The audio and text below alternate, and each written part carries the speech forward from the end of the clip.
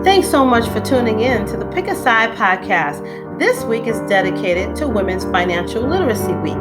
We're going to be talking about credit, real estate, insurance, multi-level marketing, and so much more. So make sure you get your pen and your pad and get ready to write so many notes down. Enjoy the show.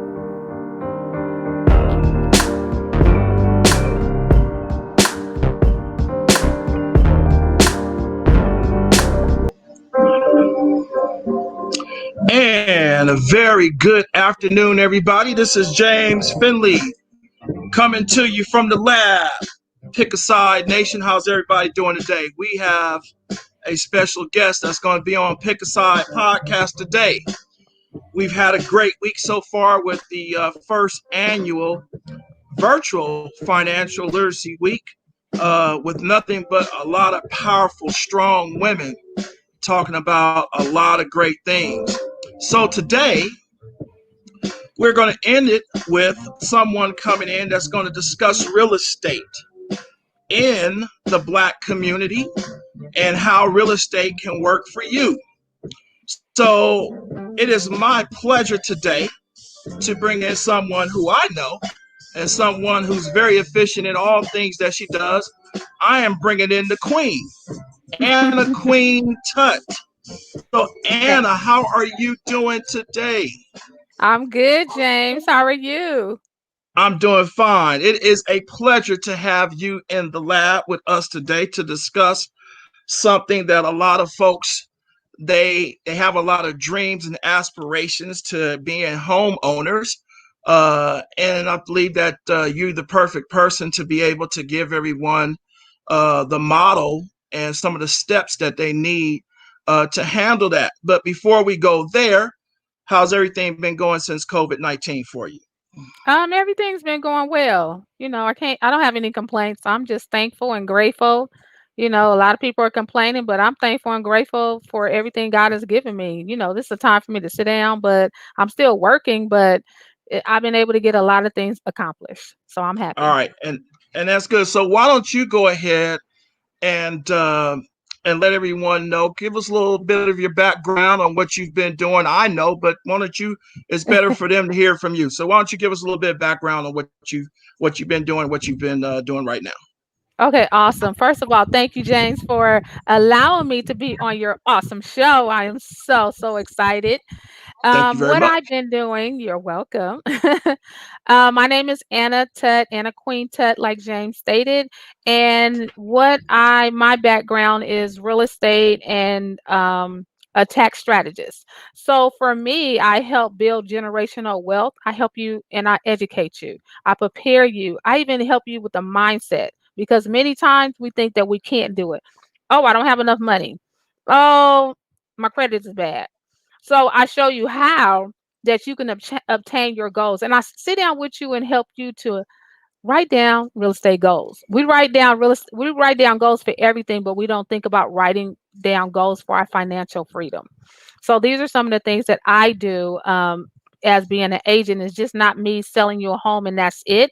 It's a lifelong relationship because my whole goal is to help build generational wealth for you, for your kids, for your grandkids, for your great grandkids, and to keep it going and going on and on. So generational wealth. And that's good. That's good to know because it leads me into the first question I have for you, which is, it has been said that owning a home is like the American dream. So, seeing that we live in California, I have a lot of friends that was like, you know what, I cannot achieve this great American dream hmm in our state. So, what do you say? Does that still hold true about owning a home is the American dream? Yes, owning a home is the American dream. And I do hear that a lot too, James, that in California, the home prices are so high. I can't afford here. But that's why I sit down with every client to have a strategy. It's Hmm. a way that you can. Let's say that I can own $1 million home or I can own a $500,000 home. But you know what? If we pull our resources together, you can. So I strategize. Maybe you have a friend, or you know what? Maybe you purchase a 3 bedroom home and then you rent out the other 2 rooms.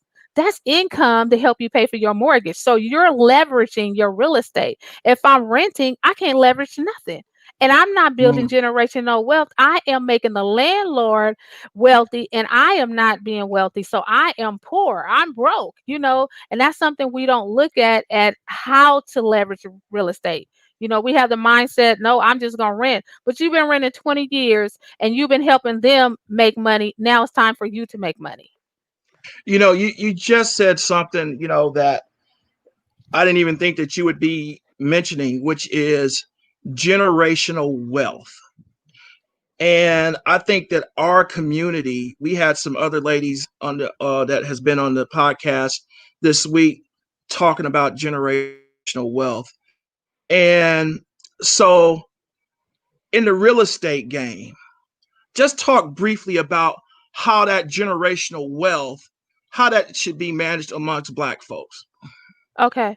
Uh Definitely. And what we have to understand as Black people, we are the ones that is stimulating the economy, and we don't look at that. We spend 1 trillion dollars on non-essential things. For example, it's no return on our investment. We go out and buy the cars, we go out and buy the shoes, we go out and buy the hair, we go out and buy the Gucci bags and the designer bags, but are they increasing your income? No. But if you buy real estate, what is it going to do? It's going to increase your income. So let's just use an example of looking at where we at now with the real estate market. It's hot. The Mhm. real estate market is hot. It's a COVID-19, but the market is hot. So I have a Right. client who bought a home 3 years ago for 350,000. Now her home is worth 550,000, close to 600,000.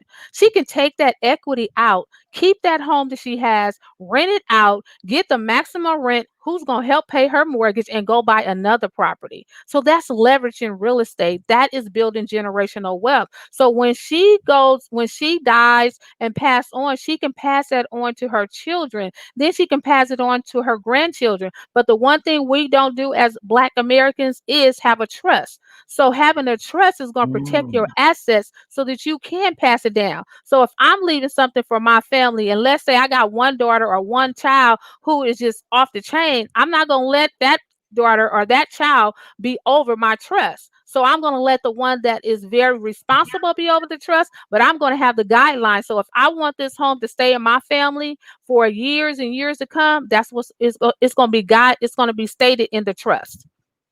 Wow, that is something, and that's one of the reasons why we're doing this financial. People don't know that. We have Yes. not we have not been taught, as Blacks coming up. Our parents didn't teach us just that.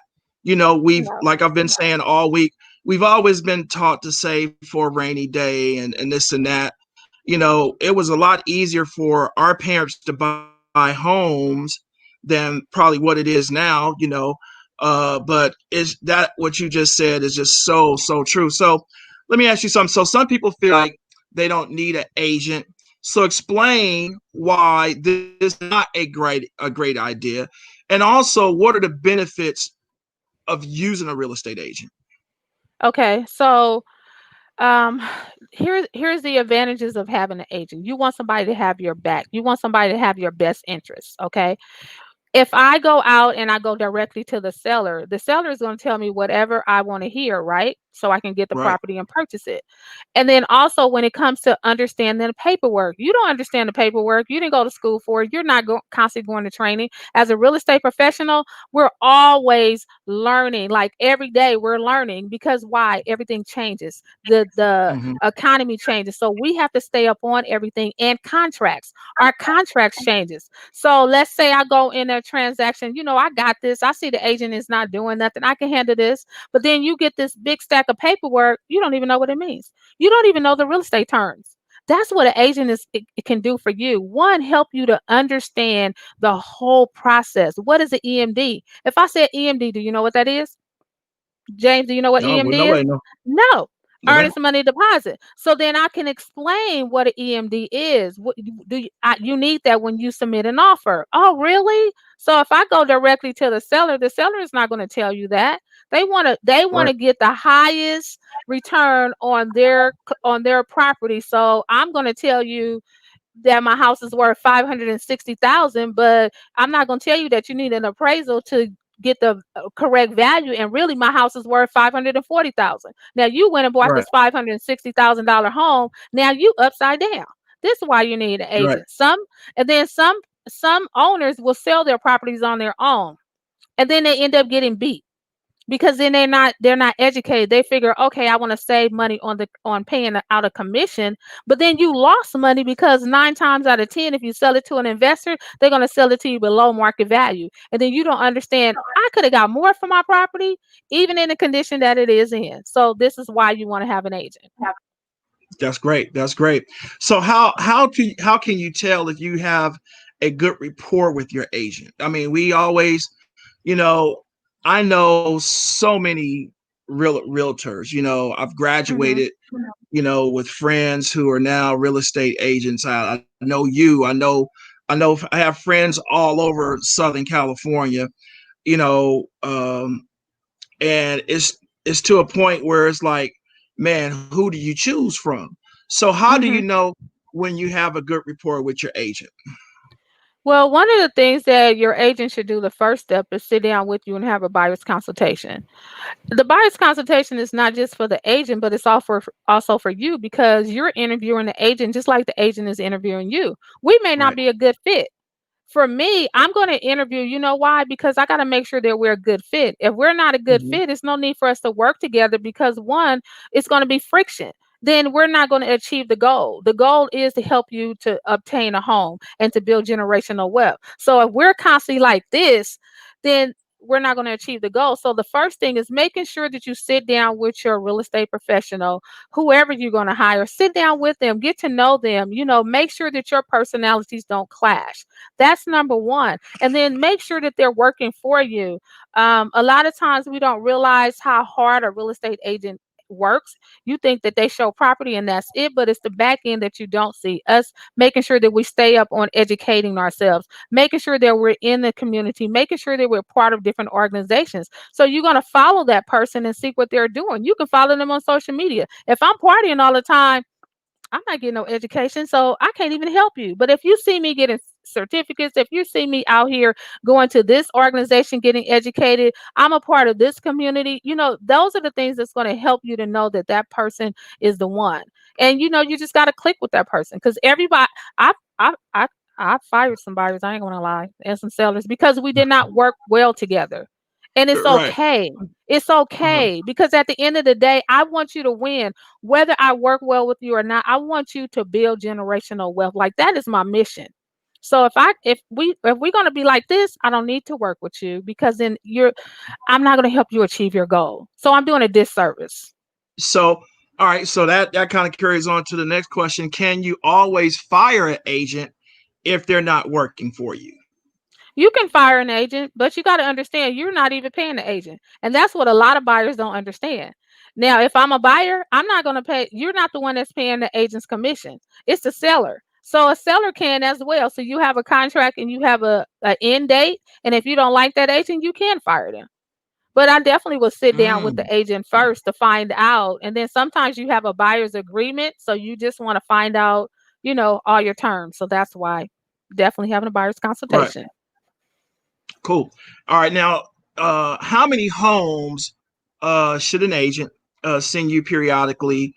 And how do you know if that agent is actually working for you? Well, you should receive whatever criteria you are looking in. So let's say your Mhm. criteria, I want to live in Carson. My options are Carson, Hawthorne, Inglewood. So I should be showing you properties in those areas, because that's where you want to look.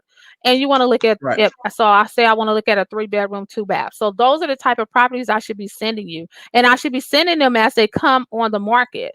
So you need to be making sure that you receive an email from your agent. Sometimes we have other systems depending on, what systems the agents have. They may have apps to also share with you so that you can be able to get updates. So it just depends, but there's no limit, because you just want to make sure you maximizing on all the properties that are coming up for sale. And then the other avenue is being connected. So, like for me, I'm connected with a lot of different organizations, and one of my major ones that I love is NARAB, and I'm and the local chapter is Consolidated Board of Realtors. We fight for democracy in housing. So, with that network, whenever my colleagues, my realtors, family have listings, I'm going to know about it first.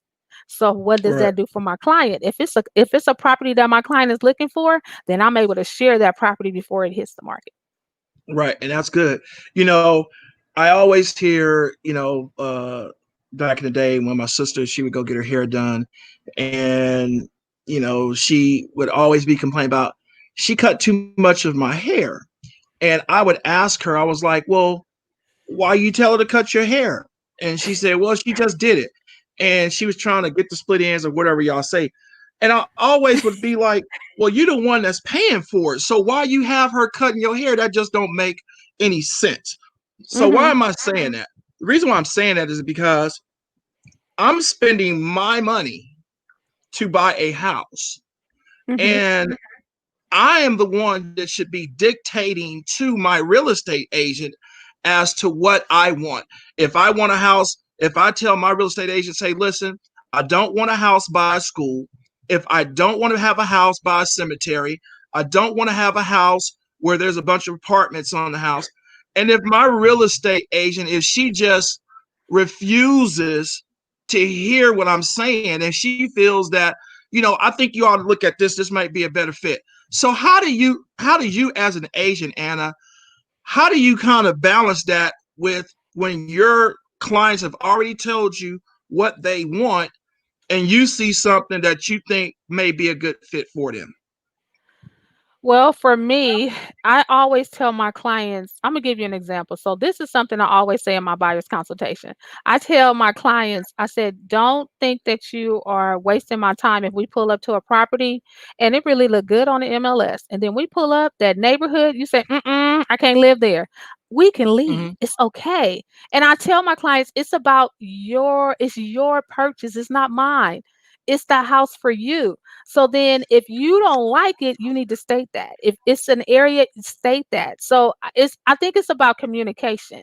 You got to make sure Right. you're constantly communicating with your clients and then making them feel you got to make them feel comfortable and feel okay to be one honest with you, two to say, "Oh no, I don't want this property." And don't feel bad about it. Don't feel bad about it because like I tell all my clients, this is your biggest purchase. And you know what? You're going to live in that house, not Anna. So then I want to make Right. sure that you are where you want to live. And then if it's something to build generational wealth, we talk about that. We talk about what that look like. Let's say this is not your ideal home, but you know what? You start here and then that's going to help you build to what you really want. Great, great. So how would and these questions I ask people, I say, hey, what are some of the questions that you guys would want to ask a real estate agent? Mhm. So, I gathered these questions up and it just seems like the majority of like the questions that everyone had, it was always like the relationship between client and real estate agent. And it always kind of seems like, man, y'all, you must have had some bad experience with real estate agents because a lot of these questions are just kind of like, well, what if the real estate should do this? So the next question is, how do you know if you're being swindled by a real estate agent? Well, definitely making sure that you're paying attention to the conversation and paying attention to what the agent is doing for you. And then doing your Mhm. own research. So, like when I sit down with my clients, I give them a book. So, I give them a couple of resources, but I have a book which is a buyer's or a seller's guide. So, it has all the information in there. So, if you feel like I'm swindling you, you can definitely read that in that book and you're going to see what I'm talking about is the truth. And then Right. also doing your homework, do your homework, do your research. That's important. Hmm. And that comes from So, also following that person because then you will know their character. right, That's why it's important when you sitting down with your real estate agent so that you can know the character. That is right, important. right. Should And potential I can buyers let me go say this, ahead. and I can use it on the flip side because I've worked with investors and I work with some other people. And for me, real estate I want to say it could be a grimy game. And see, for my personality, that's not me. So I've had to learn how to have tough skin, and then I Yeah. had to learn to have discernment. And that's something that I pray, like, Lord, give me the discernment. This person I don't want to work with no more. I don't care how Right. many deals they bring me. I don't want to work with them because they're unethical. And so those are There you the go. things that you definitely look at when you want to know if you're being swindled. So That's those are great. something that's very important. Yeah, that's good information. Good information. So, should potential buyers also look online and send the agent prospective properties to view? They can definitely look online. I always tell my clients when they're looking at Zillow, you got to be careful because it's not right now data that we have. And so sometimes you can see a property for sale, but it's sold or it's in escrow. So I Yeah. really tell them Right. to really be careful. But that's why, as an agent, if you have other resources and tools for them to be able to look at, so it's not just looking online. It's the properties that I'm sending you. It's the apps that I'm giving you, and then other resources that I have. All right. So, I'm gonna kind of. I know that this podcast it goes to all across the United States. Anna works in the California market. So this question for you are: what are the projections for the housing market for the next 5 years in Los Angeles? Well, I can't give you 5 years, but I'm gonna give you best knowledge, okay? Okay. Looking at the market now, you see the market is hot and the prices are going up. And the Mm-hmm. prices are pretty much steady, and they're going to stay steady.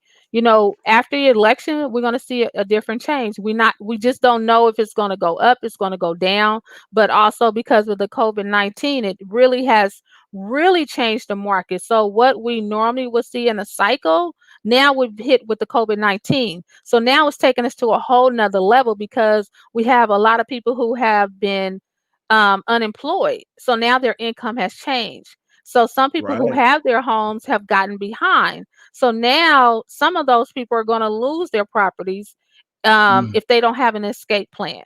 And so how the market is going to transition, which is the sad part, is a lot of people going to end up losing their homes. And that's why we're out here fighting, because lack of knowledge, we perish. Just like the word says, we perish. So for those individuals, it's like making sure that you be knowledgeable. What are your options? Because you do have Yeah. Right. options. You have options. But sometimes our people don't want to hear it. They don't want to hear what you have to say, that look, you got options. You don't even have to lose your property. Let's structure and let's figure this out of what your options. And then let's say you do have to sell this property. You sell it before they foreclose on you, get the highest return on your property, which you probably gonna come out with some money because of the where the market is right now, and go buy you Mm-hmm. another property.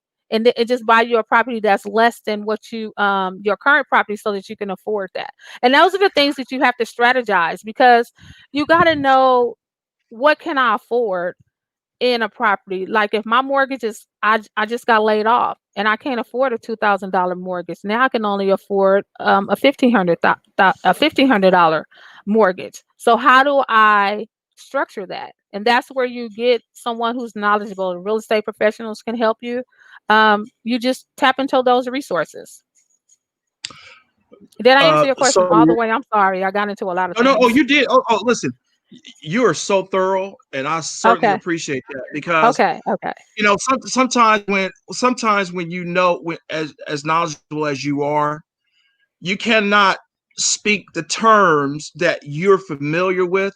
Sometimes Yes. you have to bring it to where people can understand it, and you're doing a great job of that. So, what is the Okay. impact of the economy during this pandemic for the housing market? So, you know, would you consider this be a great time to buy, even though we're kind of going through all these different changes that's happening right now in front of us? Yes, now is a great time to purchase a property. So, like you said, how people look at the home prices are high, but you got to look at how low the interest rates are. So, how do I leverage on that? You saying that, Anna? What the I can't afford purchasing a house? Yes, you can. You want to know why? Because of the interest rate being low, that means that your mortgage is going to be lower than normal. Like the example I used for my client who bought a house for 340,000. She didn't have a 2.9 interest rate or 2.5 or 3.0 what they have right now. So her note right now, if she refinance and get some cash out, it's actually going to be about the same. Is what one of my lenders told her.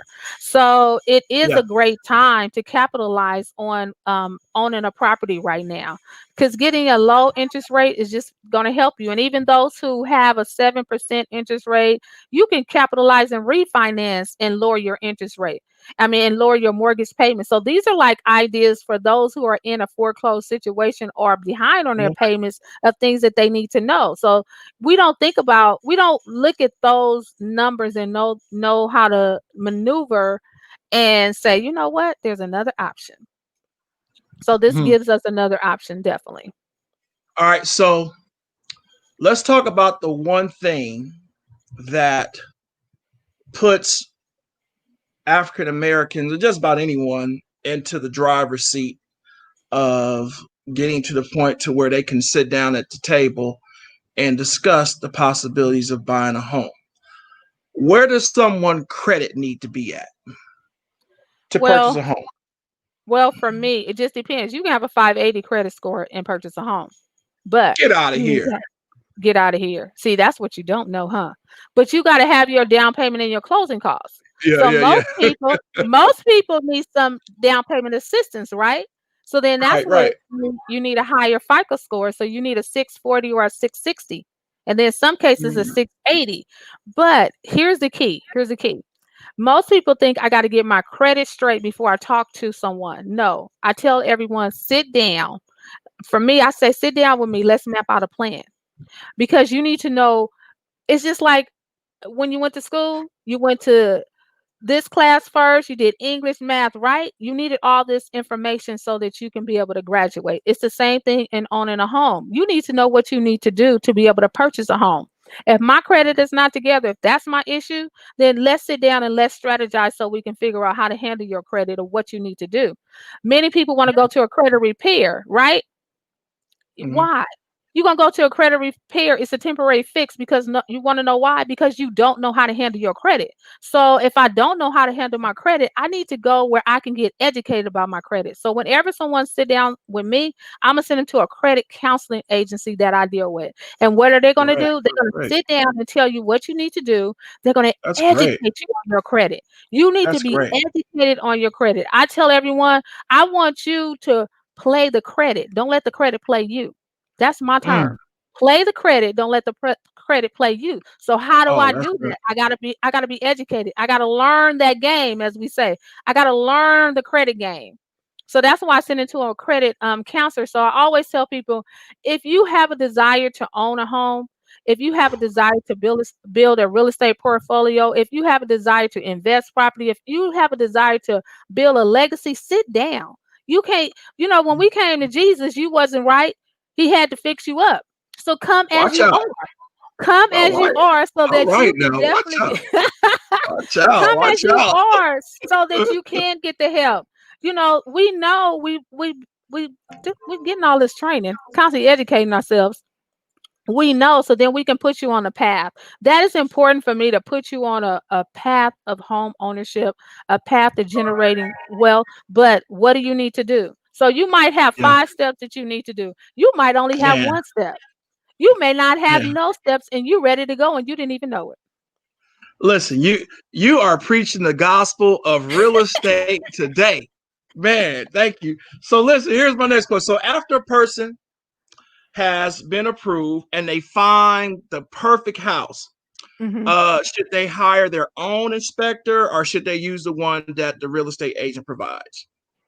Well, once you find a home and you get into escrow, okay, that's when you're gonna have a home inspector come out. Once you get into Mhm. escrow. So if you have your own inspector, yes, definitely use your own. But you do want a licensed professional. You just don't want a handyman coming out. You don't just want old Joe Blow who fixed my plumbing yesterday and that's all he can do. No, you want to make sure you have a licensed professional. Why? Because they're going to go through the house thoroughly and then they're going to write up a report.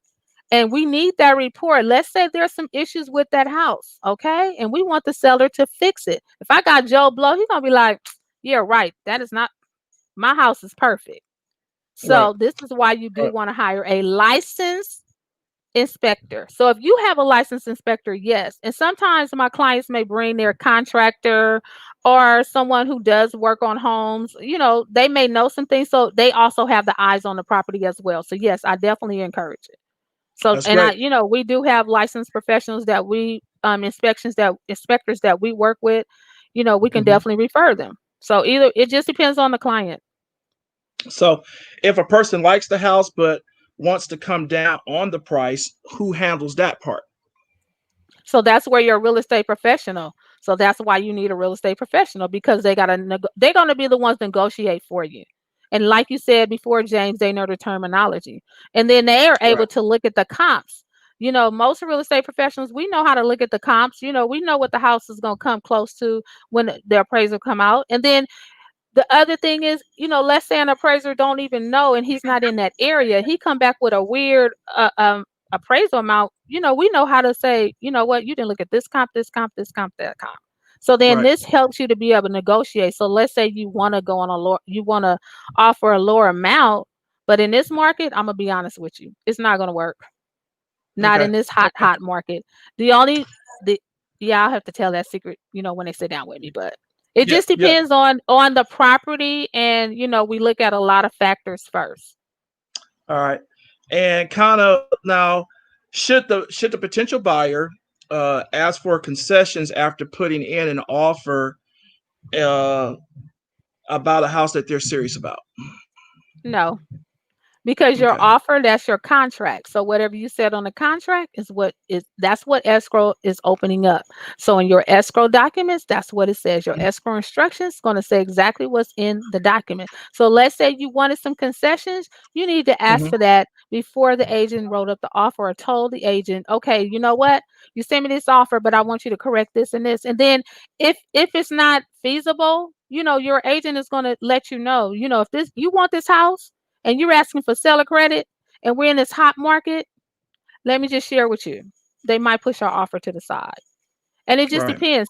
Some cases, I just recently I got my buyer some seller credit. So it just depends on the property, and you just gotta gauge. You gotta Okay. know what their property now. It was another client looked at. I didn't ask for any concessions because it's like 10, 20 people looking at the property, and they getting 5 offers already before the day is over with. So something like that, Wow. no. Wow. All right. Now, so you've done such a wonderful job and coming into the lab and educating a lot of us about real estate. Now, my last Awesome. question are for the people that are already homeowners. And this question is there any way homeowners can protect their homes during this times, or do they just end up losing their home? So, what do you have to say to the people that's really going through something during this pandemic, and hmm how can they safeguard themselves where they don't have to lose their home? Well, it just depends. So the first thing I definitely want to tell a seller, if you don't have a trust, get a trust. Number Mm-hmm. one. Why you get a trust is going to protect your assets. I kind of talked about it earlier. You definitely want Mm-hmm. to get a trust, because if you die, something happened to you, especially now with the pandemic, we don't know. If we get it today or tomorrow, we don't know. So you want to protect your assets so your family do not have to go to probate court and they decide how to handle the property and take all your money, all your family's money. Number one. Number two, let's say you are facing hardship and you can't pay your mortgage. Talk to your lender.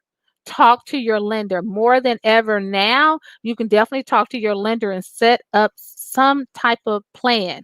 And I also want to share with every seller, always communicate with your lender. Don't just not answer the phone. When you don't answer the phone, they're going to accelerate the process. And I do want to Right. share with you. Let's say I talk to some crazy person on the line who is not helping me at all. Say thank you very Right. much.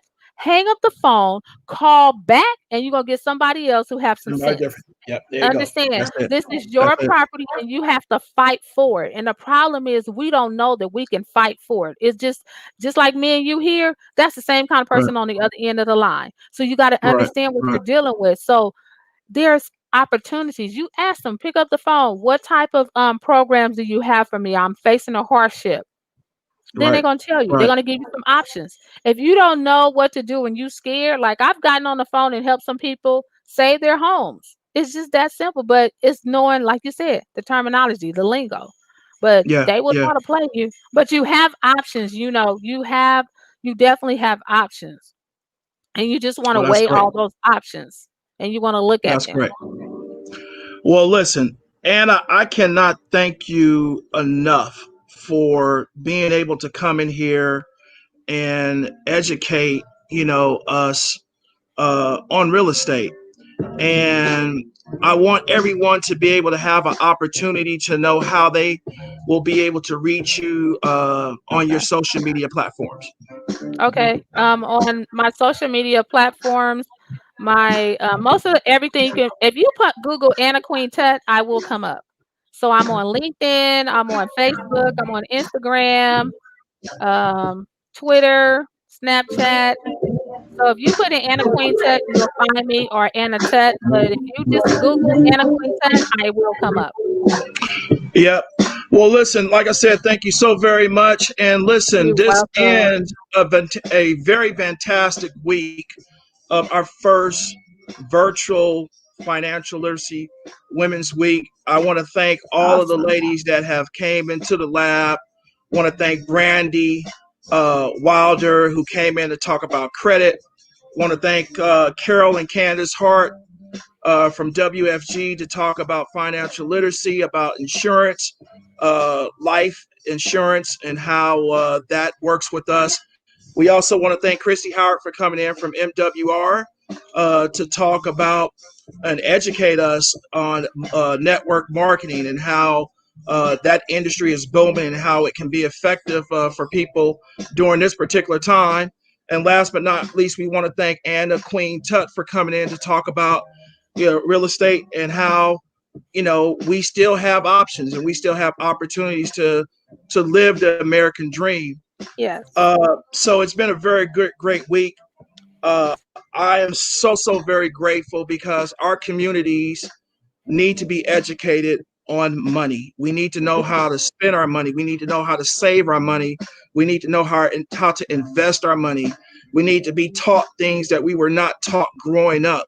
This information was not talked about at the dinner table back in the day. Right. It was no fault of our parents because they just didn't know themselves. But as we Yes. are getting educated during this particular time, it is imperative that we reach out to our grandchildren. Instead of talking about this and what happened at school today, we need to start getting a notebook, a pencil, and pad and discussing credit, how to save, how to invest. These are things that keep us knowledgeable and keep us in the game so we don't have to be so far behind in it. So, once again, I want to thank everyone for coming out to the lab today. Anna, thank you so very much You're once again. welcome. You're welcome. Uh, Thank you. thank you. So, listen, my name is James Finley. I'm with the Pick a Side Nation. I want to thank the nation for being tolerable for me for a whole week. We'll go back to our 1 2 week shows, so you don't have to deal with me that much. But for this week, we had an exception.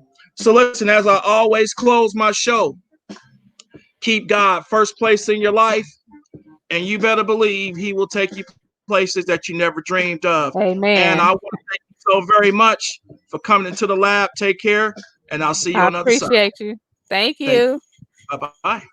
Bye.